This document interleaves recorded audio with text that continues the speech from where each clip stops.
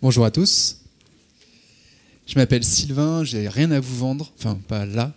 À la base, je suis un commercial qui est très mauvais. C'est très bon pour attendre que le téléphone sonne, mais il ne sonnait pas.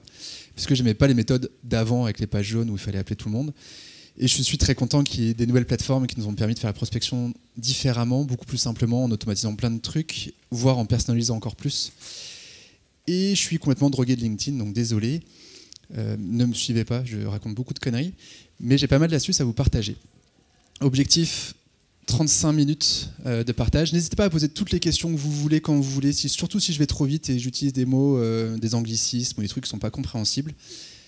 C'est normal. Et en plus, j'ai que 35 minutes, donc il faut que j'aille vite. Donc posez-moi des questions, même pendant, et il y aura 15 minutes de questions à la fin.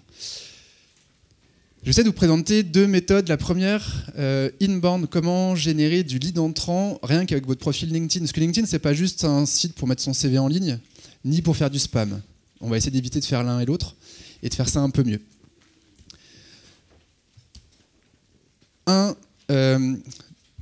Du coup, nous, c'est même une stratégie de boîte. On a été jusqu'à optimiser les profils de chacun des collaborateurs de la boîte, avec leur accord, évidemment. Je pourrais vous envoyer tous les slides à la fin, traquer. Est-ce que ça, je pourrais vous... Objectif, plus de visibilité pour la boîte. On a eu des candidats qui nous ont dit qu'ils avaient regardé tous les profils des collaborateurs pour voir quelles étaient leurs écoles, leurs études, leur parcours et ce qu'ils avaient fait avant. Et c'est assez logique parce que sur LinkedIn, on trouve ça de façon publique. Donc plus vos collègues ont des profils complets, sympas et cool, plus ça va donner envie de rejoindre votre boîte. Donc pour de la candidature entrante, ça peut avoir du sens. Deux, une entreprise qui est intéressée par vos services va aussi regarder vos collaborateurs, voir avant le rendez-vous, préparer le rendez-vous, voir quel commercial vient dans la boîte. Plus son profil sera complet et pro, plus ça donnera envie d'échanger avec lui, voire ça donnera des clés pour la discussion au démarrage de l'échange. Et votre boîte sera tout simplement plus visible. Alors comment on fait ça? Surtout que le profil LinkedIn de vos collaborateurs est perso. Vous n'avez aucun droit dessus en tant qu'entreprise. Vous ne pouvez pas les forcer à écrire quoi que ce soit, ni mettre une belle image, ni rien. Ce qu'on a fait, nous, ouais, j'écris après, on leur a dit, faites ce que vous voulez. L'intérêt pour vous, c'est vous serez plus visible. Donc potentiellement, vous serez plus chassé. Donc le jour où vous aurez envie de partir de la boîte, vous aurez des offres. Par contre, moi, je vais faire tout pour que vous ayez envie de rester ici. Et je m'en fous que vous soyez chassé.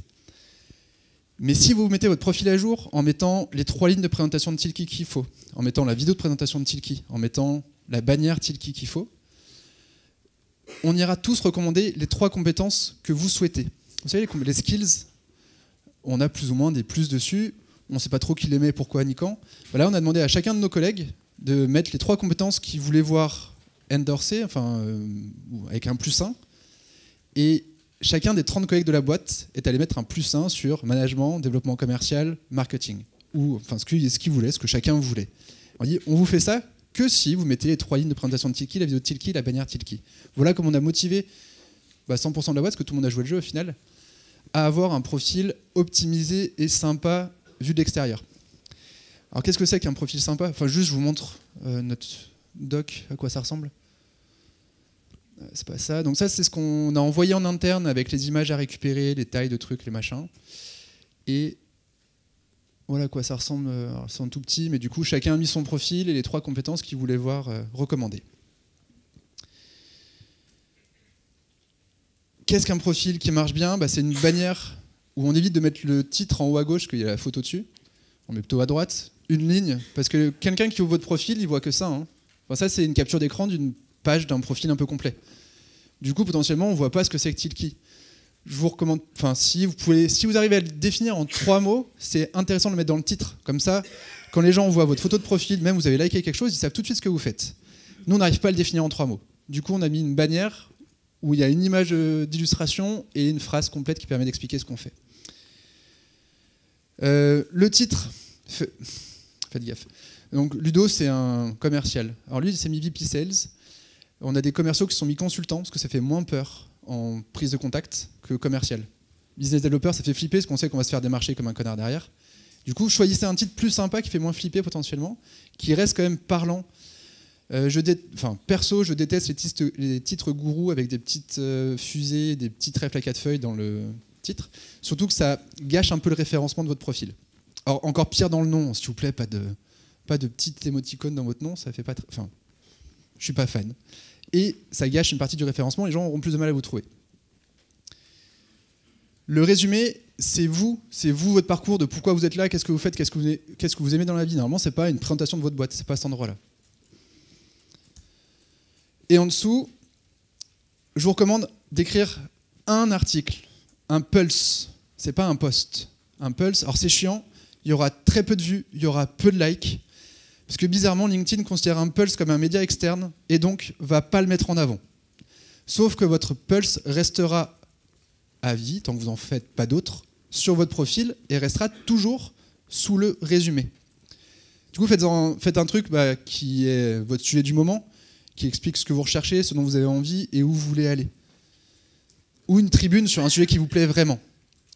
Faites pas un pulse pour rêve parce qu'il va rester en fait. Autant vos posts, au bout de 3 jours, on les voit plus. Autant vos pulses, ils restent sur votre profil tout le temps. En dessous, c'est là qu'on peut détailler la présentation de la boîte. Donc c'est ce que Ludo avait mis, ce qu'on lui a demandé de mettre avec la vidéo en dessous. Pour simplifier la vie de vos collaborateurs, je vous recommande de mettre les 3, 4, 5 lignes de présentation de la boîte. Ils ne savent pas toujours, ils n'ont pas envie de se prendre la tête. Harmoniser le truc, quitte à en avoir 3 différentes, pour qu'il y ait des choses un peu différentes et que ça touche des publics différents potentiellement. Mais ça vaut le coup de leur envoyer, de leur pré-mâcher le boulot. Comme la bannière en haut, on évite la bannière avec les petites étoiles de la LinkedIn qui ne sert à rien. On leur envoie, nous on a 3 bannières possibles et ils ont choisi la bannière qu'ils préféraient. Donc maintenant vous avez un profil qui est cool, qui est assez complet. En plus, vos compétences ont été endorsées par tous vos collègues, donc vous êtes un killer en marketing et un killer en développement commercial. C'est rassurant en fait pour un prospect qui vous rencontre, il se dit face à moi j'ai un expert. Faut l'être un peu quand même, Si on demande des +1 sur une compétence, il faut pouvoir l'assumer en rendez-vous. Mais généralement, si on a demandé aux collègues de mettre un +1 dessus, c'est qu'on est capable d'assumer. Derrière, je vous recommande une bonne base de contacts. Pourquoi ? 1. Plus vous avez d'abonnés, plus vos posts seront potentiellement vus. 2. Plus vous aurez accès à n'importe qui sur LinkedIn. Et 3, c'est déjà pas mal. Et si 3, en plus, on le verra en outbound, ça permet de contacter régulièrement des gens. Moi, je vous recommande 5000 contacts, 5000 abonnés.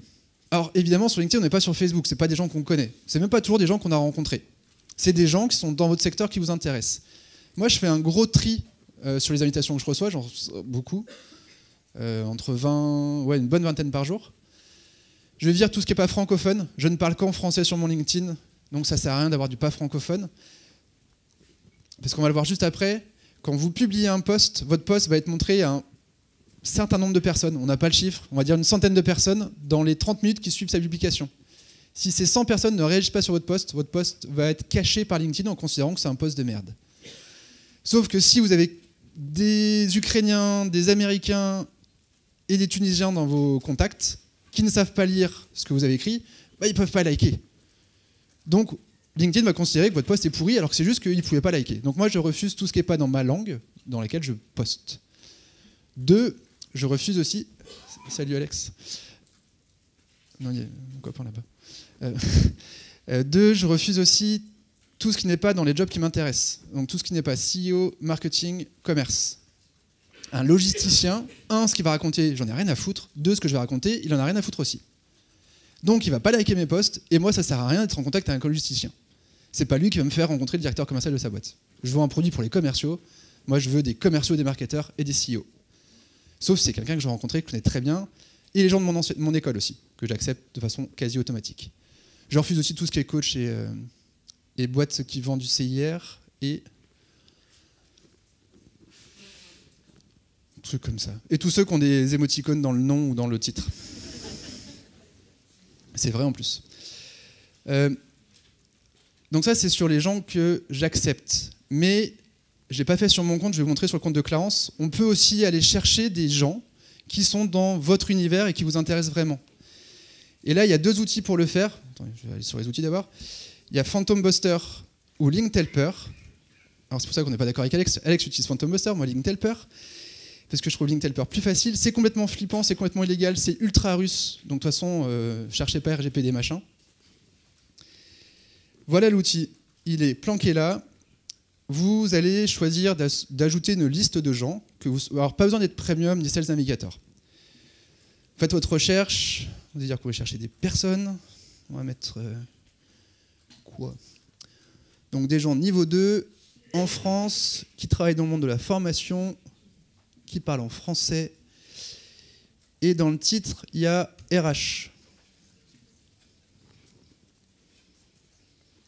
Il y a 438 résultats qui correspondent à ça. OK. Avec Linktelper, il suffit que j'appuie sur le bouton Collect pour que ça aille sur chacun de ces profils et les collecter. Vous allez voir, normalement il se met en route, s'il veut bien. Voilà. Et là il prend la main sur mon ordi, c'est pas moi qui bouge la page. Hein. Après il va sur la page 2. Et il m'ajoute les 440 personnes qui sont affichées là. Enfin là il m'ajoute pas, il me les met dans un Excel. OK? Donc jusque là facile. Il faut juste laisser son ordinateur tourner. Vous ne pouvez pas descendre votre onglet, vous rouvrez une nouvelle page et vous retravaillez ailleurs. Donc là, j'ai collecté des gens. Maintenant, je vais les inviter. Et en plus, je vais leur mettre un petit mot de bienvenue. J'appuie sur inviter. Oh, c'est compliqué. Et il va sur chacun des profils qu'on vient de voir, se balader sur le profil, faire semblant d'être un humain, de regarder un peu ce que la personne a fait, d'aller voir les compétences, les centres d'intérêt. Putain, super forte cette nana. Donc je vais l'ajouter. Nathalie, je suis fan. Hein. Je vais lui mettre. Ah, je regarde. Ah, il n'y a pas ses coordonnées complètes. Bon, faut que je la contacte. Et du coup, je vais lui mettre un petit mot. Mais c'est chiant d'écrire à la main un petit mot. Enfin, si, c'est cool. Donc le robot va écrire le petit mot à ma place en mettant son prénom. Donc vous avez des variables sur le titre, sur le nom, sur le prénom, sur l'entreprise. À vous de trouver les bonnes variables qui sont cool. Moi, je fais un petit message. Pas trop commercial, j'ai testé plusieurs messages, c'est celui-là qui me transforme le plus de contacts et qui m'apporte le plus de réponses, de gens qui disent « Putain, c'est super cool, ça m'intéresse ce que tu fais, est-ce qu'on peut discuter ?» Et moi, c'est ça que je veux. Donc en gros, j'essaie de lui apporter de l'info. Après, j'ai des copains qui ont tenté du beaucoup plus direct sur un produit super intéressant qui répondait à un besoin immédiat. Ils avaient un taux de retour énorme. Et voilà, j'ai ajouté Nathalie. Et donc là, dans 60 secondes, il va aller sur une autre page. Et Linktelper a mis en place un robot qui fait qu'il change les actions, il change le temps des actions pour chaque profil visité, pour que LinkedIn ne se rende pas compte que c'est un robot. Donc le profil d'après, c'est peut-être pas au bout de 60 secondes qu'il va aller chercher, mais au bout de 36, celui d'après 42, et après 62 secondes, etc., etc. Maximum 100 invitations par jour. Moi, j'en fais que 60, parce que déjà, ça prend du temps. Et je ne veux pas me faire gauler par LinkedIn.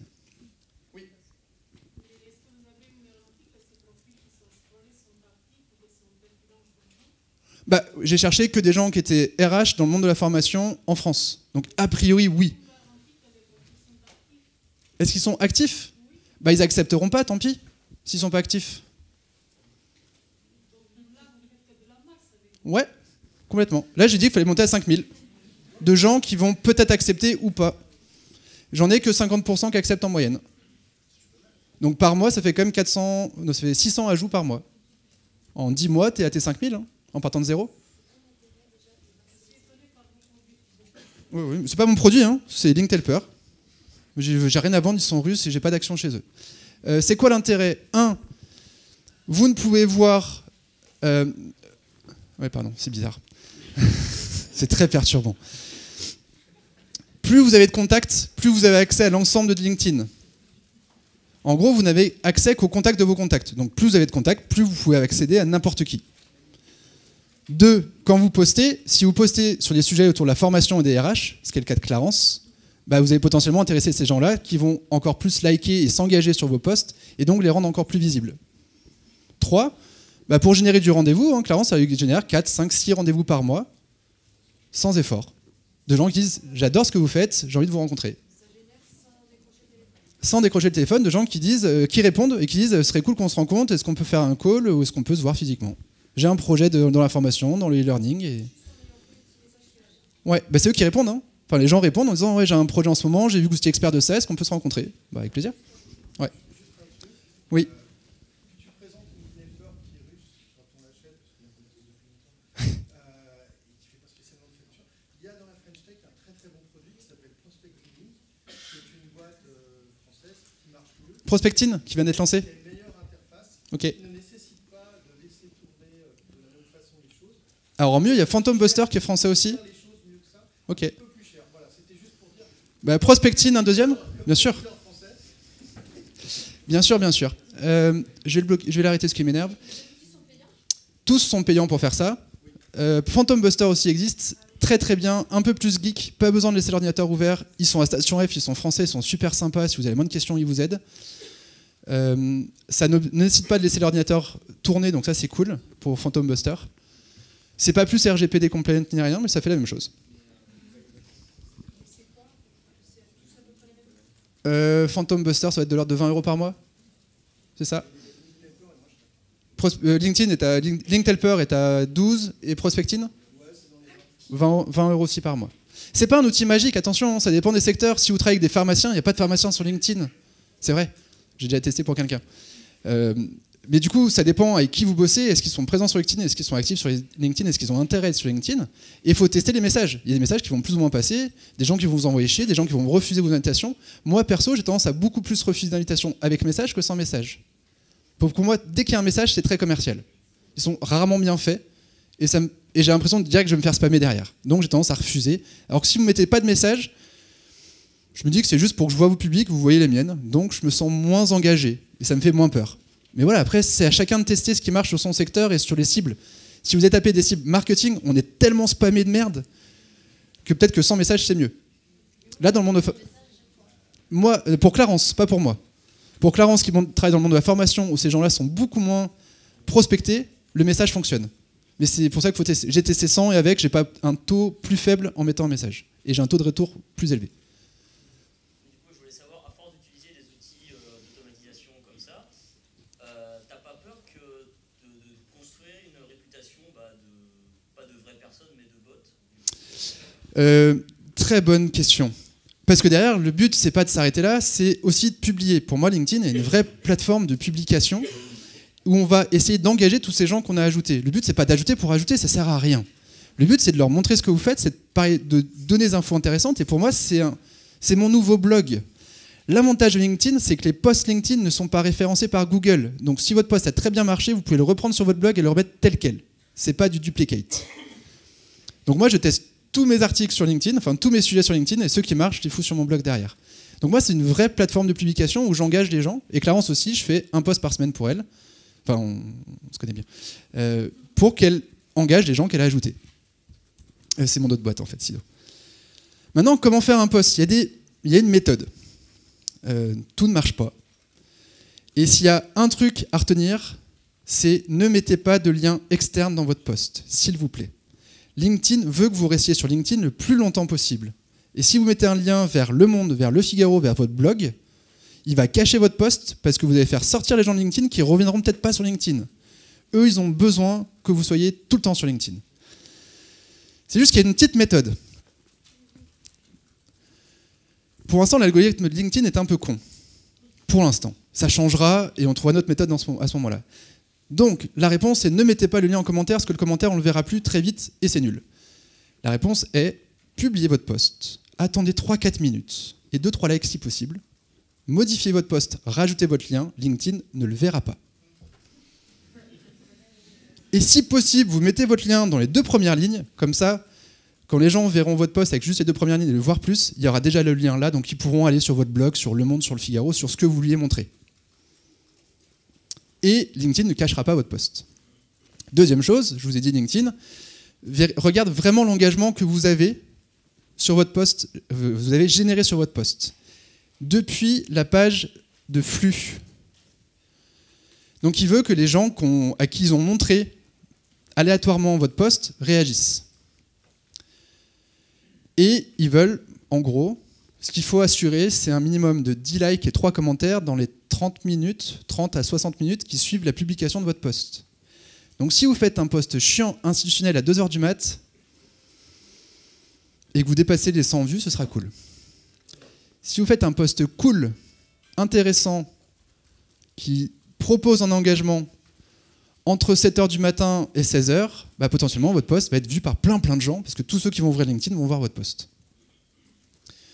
Après, il n'y a pas de règle sur les horaires. Moi, mon meilleur post, je crois que j'ai fait un dimanche soir à 21h30, parce que je travaillais des Capitales et qu'ils ont dit une énormité économique pendant l'émission, que j'ai trashé en live et que j'ai fait 540 000 vues parce que tous les gens qui étaient là ce soir-là ont vu le truc et ont liké.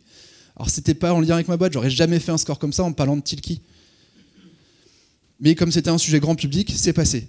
Après, si vous parlez de votre boîte, essayez de choisir des horaires où les gens sont devant leur ordi. D'où je vous dis jusqu'à 16h, parce que plus vous publiez tard dans la soirée, moins les gens risquent de le voir. Et si LinkedIn considère que plus personne ne s'engage avec votre post, bah, ils ne vont pas le montrer le lendemain matin.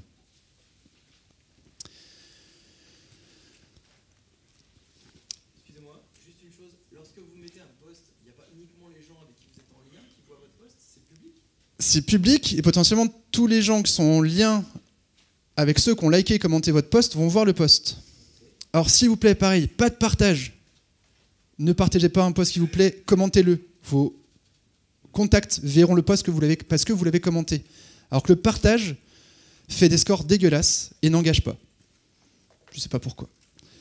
Donc si un post vous plaît vraiment beaucoup, mettez un commentaire, comme ça vous l'ouvrez aux gens de votre réseau. Et pareil, de la même façon, si les gens de votre réseau vont liker le post ou vont liker votre commentaire, bah, tout votre réseau le verra. Donc non, il touche beaucoup plus de gens. Moi, j'ai beaucoup de gens de contact 2 et 3 qui viennent liker mes posts et que je ne connais pas.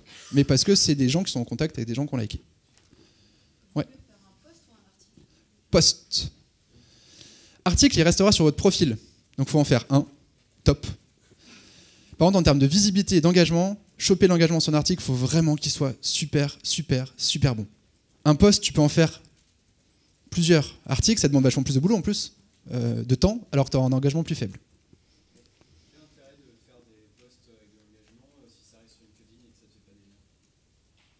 Bah, du coup, tu as mis un lien parce que tu as modifié ton post, donc ça te le sort.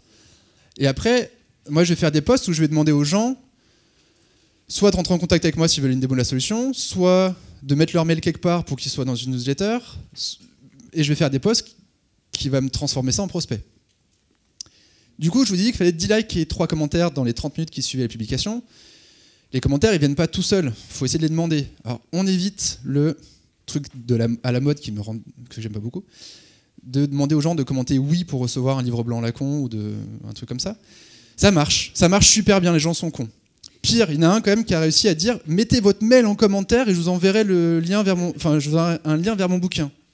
Les gens ont mis leur putain de mail en commentaire, les gens sont vraiment stupides. Bon, moi j'ai mis un commentaire comme quoi c'est tout stupide, mais ça marche. Donc cette technique marche, j'en suis pas fan. C'est la même technique que vous mettez vos 4 logos et vous dites pour lequel vous préférez. Mettez un numéro en commentaire pour me dire lequel vous préférez. C'est les posts qui marchent le plus parce que ça génère plein de commentaires, donc ça génère de l'engagement. Donc LinkedIn trouve que c'est un post génial et va le montrer à tout le monde. Au-delà de 15-20 000 vues, LinkedIn a des humains qui va quand même regarder le contenu de votre post et va choisir de continuer à le pousser ou pas. Donc bizarrement, au-delà de 15-20 000, généralement vous voyez une stagnation. C'est qu'ils ont considéré que c'était un post trop publicitaire, inintéressant, et qu'ils n'ont pas envie de pousser plus. Donc il y a quand même un humain qui arrivera à un moment ou un autre. Ouais. On y vient juste après. Très bonne question. Perso, sur votre page perso à vous en tant que dirigeant, en tant que commercial, en tant que ce que vous voulez. Le but, hein, on est sur du copywriting, on raconte une histoire, on essaye d'être sympa, d'adopter un ton et de ne pas justement avoir un ton institutionnel d'entreprise chiant. Exemple, alors Julie avait à l'époque 242 contacts sur LinkedIn. Elle a fait un post en disant « Help, je veux changer de job et de vie, je veux devenir développeuse web alors que je suis RAF.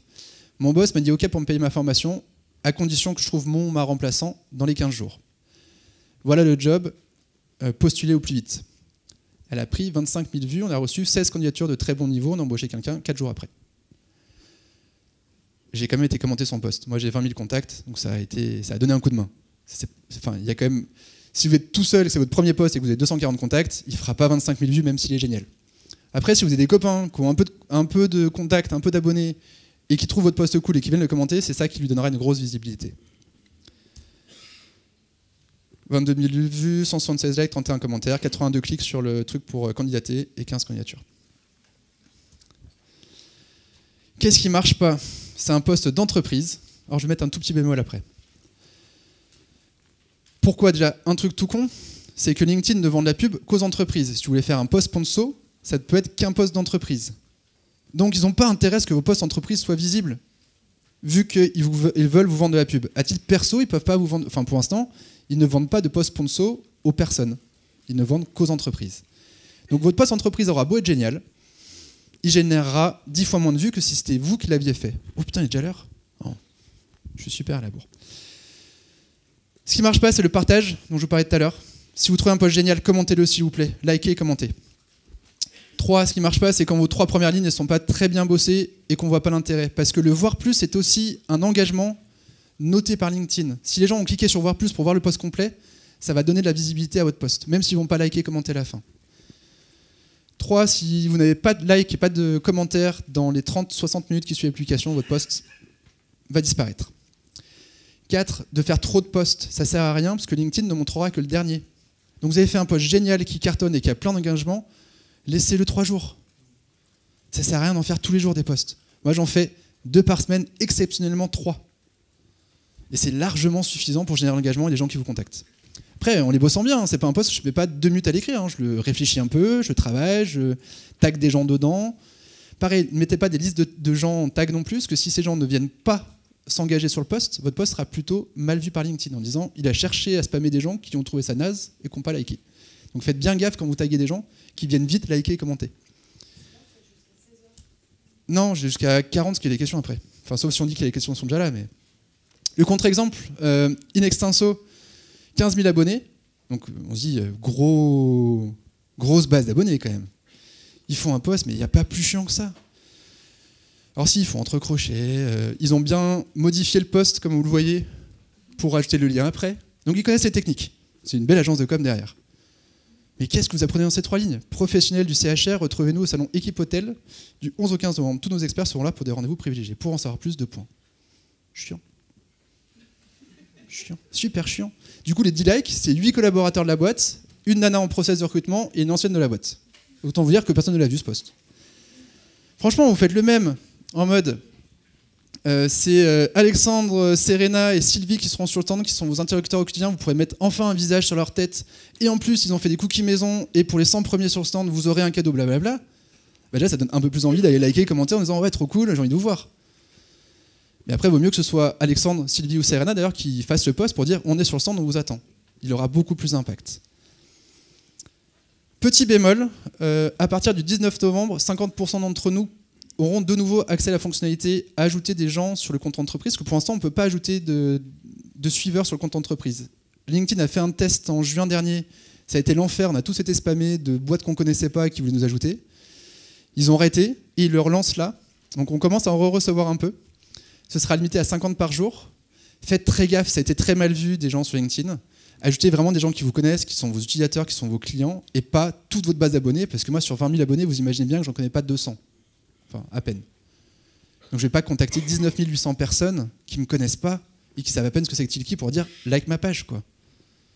Enfin, c'est en tout cas pas très agréable, parce qu'on ne recevait plus que ça. Astuce, dans vos paramètres, vous pouvez choisir si vous acceptez ou pas de recevoir ces invitations d'entreprise. Donc moi, je vais vite me mettre en non pour ne pas recevoir vos spams. Mais du coup, vous pourrez avoir des pages d'entreprise avec pas mal d'abonnés, donc qui auront potentiellement un peu plus de vues. Ça n'empêche que si c'est vous qui faites le post, ça marchera quand même beaucoup mieux.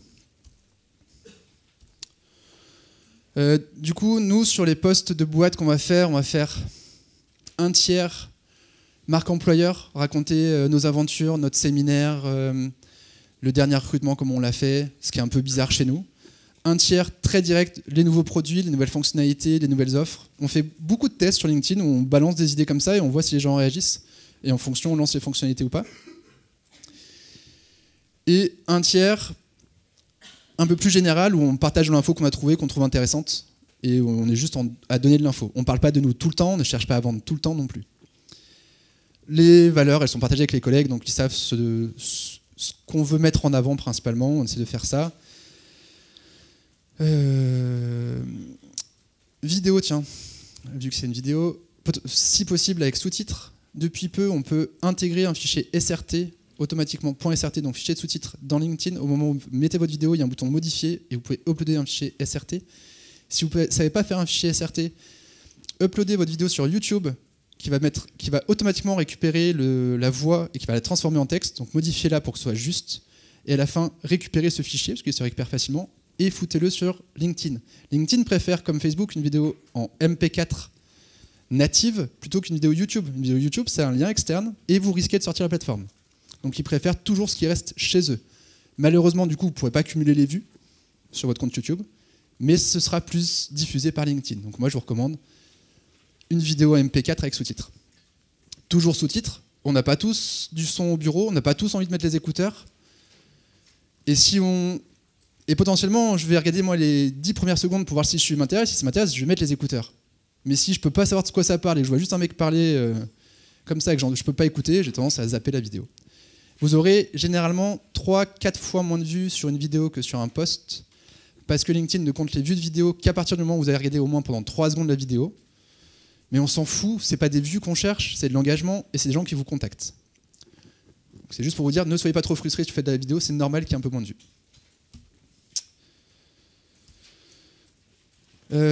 Tout ce qui est recrutement, alors pas besoin de payer LinkedIn pour faire du recrutement, potentiellement vous faites un super post, faites-le faire par le manager qui recrute, par la personne qui part, c'est souvent eux qui ont le meilleur discours, ou par le dirigeant de la boîte. Et franchement, si vous faites un post un peu sympa, que vous valorisez le job et les collègues, c'est Wismal qui a fait un post comme ça à 60 000 vues d'une collègue qui était enceinte et qui dit je cherche ma remplaçante avec une super photo. Elle a fait 60 000 vues alors que c'est la première fois qu'elle postait sur LinkedIn. Ça marche. Blablabla. Je lui ai dit, nous on fait beaucoup, on lance beaucoup d'idées de fonctionnalités, on demande aux gens de commenter si ça les intéresse pour recevoir le truc. Bon d'ailleurs on s'est fait spolier par DocuSign, parce qu'on lançait une fonctionnalité de signature électronique, et tous les gens qui avaient dit ça m'intéresse ont été contactés par notre concurrent. Ce qui était assez intelligent de leur part, ce qui est très intelligent de leur part. D'ailleurs, si vous voulez faire la même chose, vous pouvez, je vais vous le dire juste après comment. Parce que, avec Linkhelper, toujours, ou avec Phantom Buster, vous pouvez ajouter automatiquement tous les gens qui ont commenté. Là, vous voyez, add likers to Linkhelper, ou add commenters to Linkhelper. Et ça vous fait pareil le fichier Excel, pour pouvoir les contacter, pour leur envoyer un message privé ou leur envoyer un mail. Donc ils ont fait comme ça, tout bêtement. C'est très intelligent. Hein. Alors du coup, moi j'en ai fait un deuxième post en disant que c'est quand même pas très sympa. Ce à quoi le CMO de DocuSign a répondu « Commentez bien ce nouveau post qu'on vous contactera aussi. » Merde, j'ai plus de batterie, c'est bête. Monsieur m'a dit que ça marchait tout à l'heure. Mais ça marche pas en fait.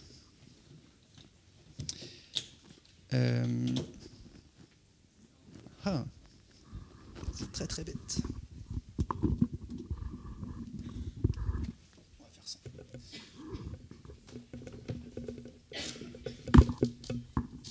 Donc voilà l'astuce, en tout cas vous pouvez demander aux gens de commenter s'ils veulent recevoir de nouvelles fonctionnalités, de nouveaux produits. Qu'est-ce qu'on a fait d'autre? Si, on fait des cadeaux souvent.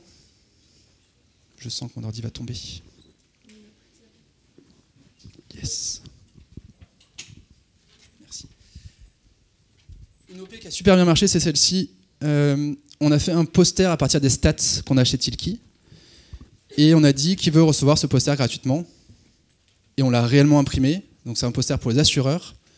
On a eu 32 demandes dans les commentaires d'assurance qu'on dit ça nous intéresse d'avoir ce poster. Évidemment, on ne l'a pas envoyé par la poste, on est allé le livrer nous-mêmes en disant du coup, tu as 5 minutes pour qu'on en discute. On a eu 32 rendez-vous gratuits. Et le mec t'a demandé un poster, il peut pas te dire non, on va te faire foutre.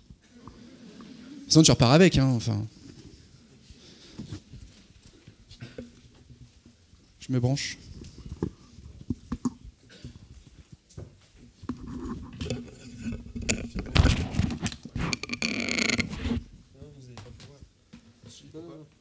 J'ai branché. Je continue. Voilà notre idée. Bon, celui-là, c'était le post dégueulasse de Igor, mais c'est le premier, c'est quand j'ai formé mes commerciaux, j'ai voulu lui faire un post succès, où il a fait la technique de « je veux recevoir la méthode », enfin, mettez en commentaire « oui ». Et il a reçu 318 leads, donc c'était une méthode un peu sympa pour prospecter de façon différente. 8 rendez-vous, 1 client, et il a fait 150 000 vues. C'était pas mal. Entreprise, on fait un peu... Ah, ça y est, ça charge. Cool. En général, bon, on est 10 commerciaux. Mes commerciaux doivent faire un post par mois. Enfin, doivent. Ouais, doivent. Un post par mois. Moi, j'en fais 2 par semaine et ça nous génère 2 à 3 leads entrants par jour. De boîtes qui se putain, c'est cool votre truc, j'ai envie d'en savoir plus, j'ai envie de comprendre. J'ai vu que tu fais la signature électronique, qu'est-ce que tu peux m'en parler, etc. Du coup, on a mis en place un planning édito parce que tous les commerciaux ne sont pas toujours à l'aise pour écrire. Et du coup, chaque mois, j'essaie de faire un petit tour dans les équipes. Quels sont les sujets dont vous voulez parler? Quelle est l'anecdote un peu sympa que tu as vécue sur le terrain? Quel est le secteur que tu veux prospecter? Et je les aide à trouver un angle pour parler de ça. Ça ne marche pas à chaque fois. Mais ils font rarement en dessous de 5000 vues, donc pour eux, c'est super quand même. Dans tous les cas, ils sont super flattés, ils trouvent ça cool. Et comme je n'ai un ou deux qui est ultra moteur et qui est un peu champion, ça donne envie à tout le monde de suivre le truc. Donc là, on a fait l'inbound. Et maintenant, on peut faire l'outbound. J'ai dit tout à l'heure qu'on pouvait trouver tous les gens qui parlent de signature électronique, par exemple. Vous avez un petit truc, hop, là-haut, dans la recherche, là,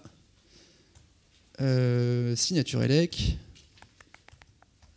C'est bon, c'est branché. Merci. OK, et vous avez un bouton contenu qui va apparaître.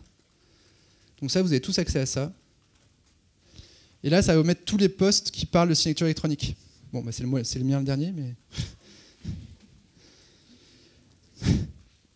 Comme quoi, on parle bien du sujet. Mais là, il y en a d'autres. Donc tous ces gens-là, c'est soit des gens qui recherchent une solution de signature électronique, soit c'est des fournisseurs de signature électronique. Pareil, vous voulez tous les gens qui déménagent à Lyon, bah vous mettez déménagement Lyon, et tous les gens qui parlent de ça sur LinkedIn, vous les trouverez. Si vous vendez des prestations à ces boîtes-là, ça peut valoir le coup. Pareil, potentiellement, avec Phantom Buster, vous pouvez automatiser la recherche sur des mots-clés, qui vous sort ça dans un Excel ou sur Slack, dès que quelqu'un met un post qui parle du mot-clé qui vous intéresse. Vous pouvez regarder si le post est intéressant et s'il faut faire quelque chose. On s'en sert régulièrement, ça marche plutôt bien. Par exemple, quelqu'un là qui avait mis prospection, quelles sont les 10 bonnes occasions de relance? Je lui avais répondu, c'est quand le mec a ouvert ta propale. Enfin... Donc pub pour Tilki déguisé, évidemment. Ah bon, mais comment tu sais ça? Et du coup, c'est devenu une apporteuse d'affaires pour nous.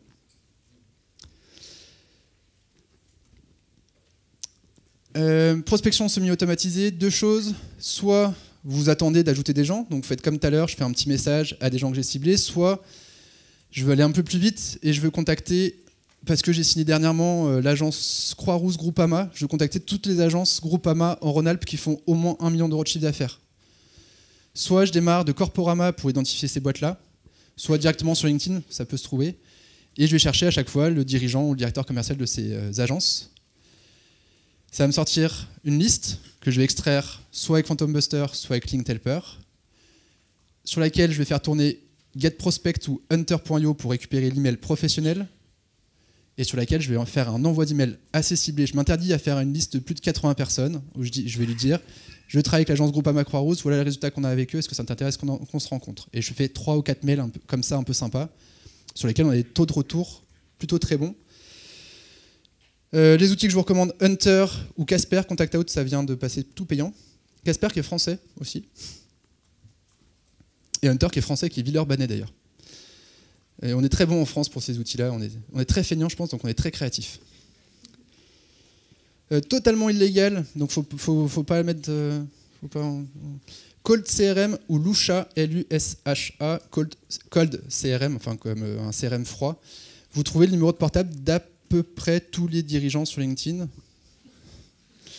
Issus de bases volées du dark web. Non, c'est vrai. Cold CRM est français, je connais bien le dirigeant. Il a acheté des bases de 500 000 numéros de portable pour 500 balles. Issus de Facebook, LinkedIn et tous les endroits où vous avez mis vos portables. L'avantage, c'est que comme maintenant avec la portabilité de numéros, on ne change plus nos numéros. Ils sont vraiment juste dans 95% des fois. Le seul inconvénient, c'est parfois le portable perso. Quand les gens ont 2 portables, c'est toujours le perso que vous avez. Bon, on est de moins en moins en avoir 2. Parfois, vous appelez sur le perso. Alors, faire très attention à ces outils-là. Nous, on va l'utiliser que sur quelqu'un qu'on a rencontré, qu'on n'arrive plus à joindre, qui ne nous répond plus par mail. Et c'est moi qui vais faire un texto à 18h30 en disant « j'arrive plus à te joindre par mail, est-ce que tu as 5 minutes là, je fais la bière, je pensais à toi ». De dirigeant à dirigeant, ça marche pas mal. Mais on l'utilise avec parcimonie, je vous passe l'info, ça existe.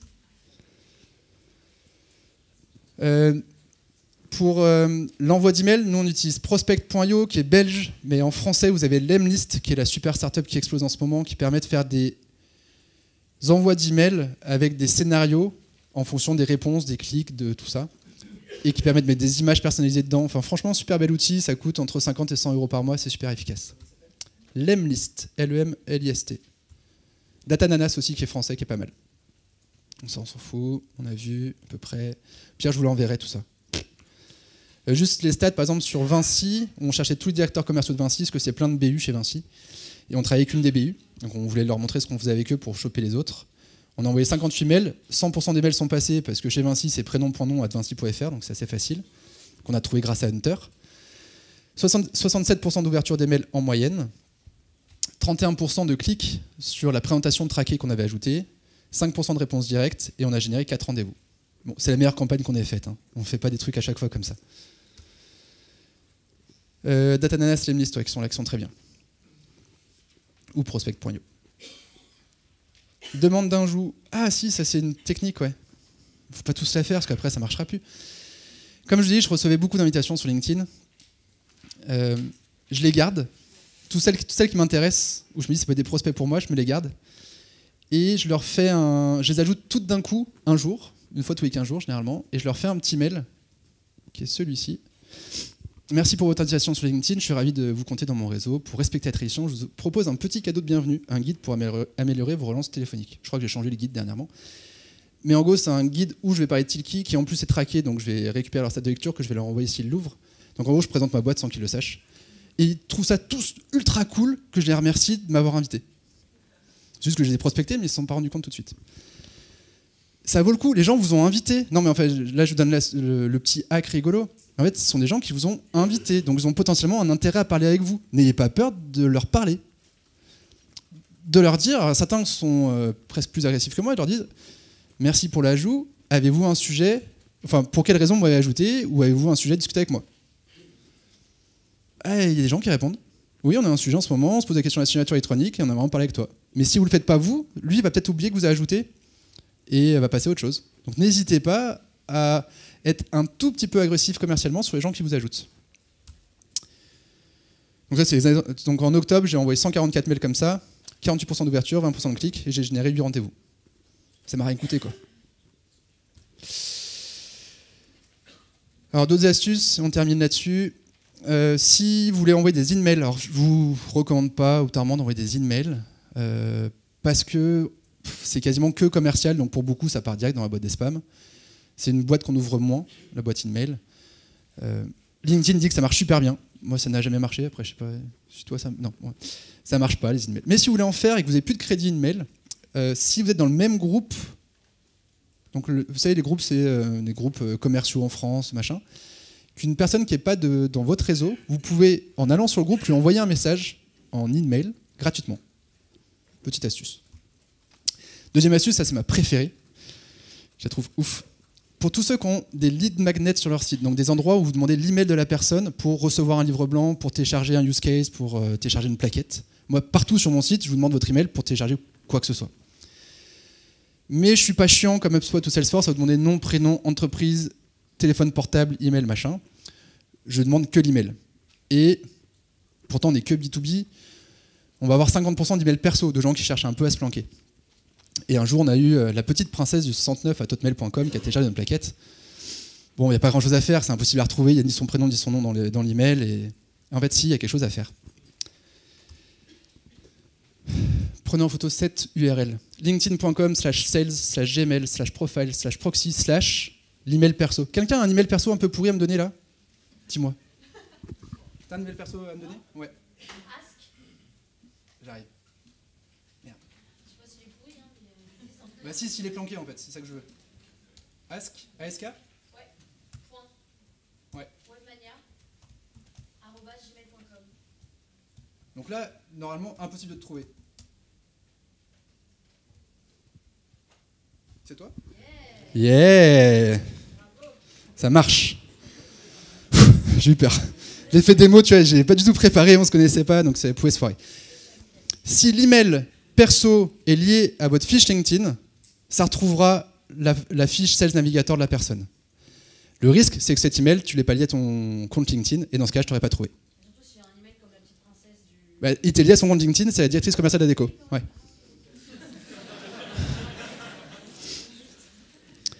Et je vous montre. Du coup, nous, on l'a automatisé dans Slack. Dès que quelqu'un... Je vous en montre un autre. Dès que quelqu'un ouvre un de nos trucs, ça va automatiquement chercher son profil LinkedIn. Et comme ça, on peut automatiquement le qualifier. Bon, bah lui, il ne marche pas, évidemment. Mais voilà, donc du coup, on a automatisé ça dans Slack et ça fait gagner un max de temps. Et du coup, on ne perd plus de leads perso, enfin, on ne perd plus de leads liés à un mail perso. Et comme on a Lusha, Prospect.io et compagnie, on retrouve l'email pro, le téléphone portable si besoin. Non, on n'a pas Lusha, c'est interdit. Tout ça, est-ce que c'est bien? C'est fini. Est-ce que ça marche? J'en sais rien, ça dépend de vos boîtes, ça dépend de votre secteur. Il n'y a rien de magique. Si vous voulez trader là-dessus, moi je vends rien, mais j'ai un copain qui fait ça et qui a une boîte géniale qui s'appelle Link Republic, c'est Thomas Ponce, allez le voir de ma part. Et deuxième chose, si vous voulez gagner encore plus de temps et vous voulez que vos posts soient ultra vus, faites-les poster par des influenceurs LinkedIn. Thomas Ponce lance aussi une boîte là-dessus qui s'appelle Seekerin, S2EKR.in, qui vous permet de trouver le mec qui parle à votre cible, à votre audience, et qui fera le meilleur post du monde. Il m'a fait tester ça pour une école de commerciaux qui s'implantait à Lyon, la Rocket School, que je vous recommande aussi, c'est une école géniale. J'ai fait un post pour eux en disant ils s'implantent à Lyon, ils cherchent des boîtes pour placer leurs étudiants en alternance. Contactez-les si vous êtes intéressé pour recevoir un étudiant. Ils ont reçu 31 mails d'entreprises qui ont dit on veut recevoir un étudiant en un poste. 28 000 vues, 31 mails, ils ont fait bah, c'est cool, donc tous les étudiants sont déjà placés. Alors normalement ils auraient dû payer un peu, mais c'était gratuit cette fois-ci. La prochaine fois ce sera payant. Donc du coup si vous voulez aller plus vite, allez voir Thomas de ma part, Thomas Ponce, PONS. J'ai mis plein de chiffres, ils veulent rien dire. Mesurez ce qui marche chez vous, moi c'est ce qui marche chez moi, il y a peut-être plein d'autres méthodes. Chaque social seller a ses propres méthodes et chaque social seller a testé des trucs. Nous c'est ce qui marche chez Tilki par rapport aux cibles qu'on vise, les directeurs commerciaux, directeurs marketing. À vous de tester, à vous de vous amuser, à vous de voir ce qui marche. Ce ne sera pas magique dès le premier jour. Si vous n'avez jamais posté sur LinkedIn, vos premiers posts ne seront pas ultra vus. C'est normal. Mais c'est une démarche long terme, comme de l'inbound. Ce n'est pas les premiers articles qui vont tout de suite vous générer du SEO ni des leads. Ça viendra avec le temps. Merci.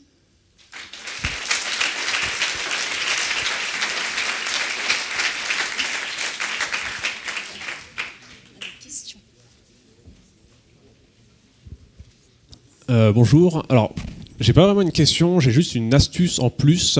Vous avez dit, je suis là. Bon. Vous avez dit du coup que avoir plein de contacts c'est bien. Il y a un truc assez sympa sur l'appli. Tous ceux qui l'ont là dans la salle, qui veulent booster tout de suite leur réseau. En bas de l'appli, il y a 5 icônes. Il y a une icône avec les relations. Vous allez sur cette page-là. En bas à droite, vous allez voir un petit plus en bleu qui apparaît. On clique dessus. Et il y a « Rechercher à proximité les contacts ». Donc là, si vous le faites, si tout le monde le fait, on va avoir plein de personnes qui vont arriver avec un simple bouton dessus à côté pour dire se connecter. Et on va tous devenir amis. Là, en peu de temps, on va tous avoir 50, 100 personnes, je sais pas, dans nos... voilà, je sais pas si ça va être utile. Très bonne astuce. Moi, j'ai bloqué parce que ça bouffe de la batterie. Et du coup, vous ne pouvez pas m'ajouter. Et que ça marche plus ou moins bien. Mais c'est une très bonne astuce, surtout que là, ça vous permettra d'ajouter des gens qui sont intéressés par le même sujet que vous. Donc, je valide à 200%. Même si vous ne me trouverez pas. Bonjour. Ouais. Une petite question. Cool. Pardon. Dans la démarche commerciale, à quoi sert de payer Sales Navigator du coup? De pouvoir faire des recherches illimitées et de ne pas être limité sur les gens que tu peux voir. Avec Sales Navigator, tu peux voir des gens de niveau 4, enfin de niveau 3 et 4. Et surtout, tu peux faire des recherches illimitées. En LinkedIn normal, tu vas être limité, je ne sais pas à combien de recherches, mais je sais que nous, dans la boîte, on a 2 comptes Sales Navigator, le mien et celui de mon DIRCO, et nos commerciaux ont tous accès à nos comptes pour pouvoir faire leurs recherches. Parce que leurs comptes sont vite limités en termes de recherche. Donc c'est juste pour pouvoir chercher qui tu veux, quand tu veux, et faire les listes que tu veux. C'est tout. Donc c'est pas ouf, mais pour 600 balles par an, c'est pas mal. Il y a aussi la fonctionnalité recherche hors prénom, hors note, prénom, qui nous sort tout ce qu'on veut avec les filtres en fait. Si tu sais faire des recherches sur Google, oui. Ok. Donc à rien. Pas grand-chose. Si, en fait, c'est à avoir tout le réseau maximum, parce que si tu fais cette recherche Google, mais que tu peux pas accéder à ces gens-là parce qu'ils sont au niveau 3 ou 4, bah, tu auras beau les trouver sur Google, tu pourras pas voir qui c'est pour de vrai, tu pourras pas les mettre dans un Excel. Mais si, c'est un peu l'idée. Franchement, si tu sais faire la recherche sur Google, c'est très très bien. Encore une ou deux questions.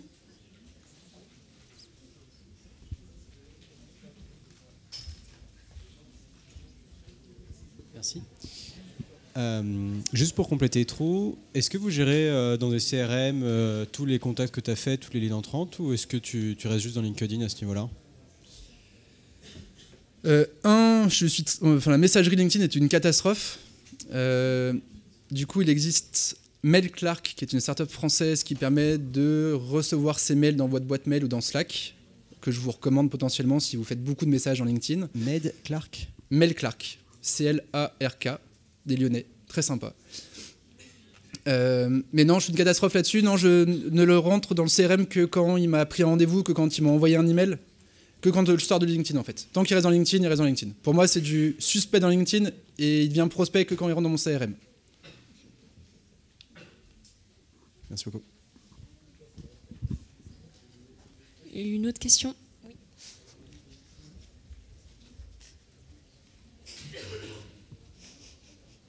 Merci. Une question sur le reach. Est-ce qu'il y a des paliers de contacts qui débloquent des pourcentages de reach de ces posts? Comme sur Facebook, du coup. Non, parce que tu vois, Julie a fait un post à 24 000 vues, c'est plus l'engagement que tu vas générer sur le post et qui va commenter. Clairement, si tu as des influenceurs qui viennent commenter ton post, que tu aies 200 contacts ou 5000, il marchera. Après, si tu veux que tes posts ne soient pas liés aux commentaires de ces influenceurs-là, bah, vaut mieux que tu aies au moins 5000 contacts. Après que tu aies 5000 ou 20 000, tu feras toujours 10 000 vues quand tu fais un post un peu sympa. Les posts dingues vont faire plus de 20 000, mais c'est rare ici, mais en fait, en reach, on s'en fiche un peu. Ce qu'on veut, c'est combien de personnes vont te contacter en email pour te dire j'ai envie d'aller plus loin avec toi. Mais en gros, à partir de 5000 contacts, tu auras 10 000 vues à chaque post. Alex, est-ce que tu valides? C'est à peu près ce que tu as? Tu as 5000 contacts et tu fais 10 000 vues à chaque post maintenant? Ouais, c'est ça, si tu débloques à 5000 après. Mais Merci. sachant que moi j'ai 20 000 contacts et je fais 10-12 000 vues aussi, donc ça change. Ouais, moi j'ai 5000 et je fais 16 aussi, donc ça. Merci.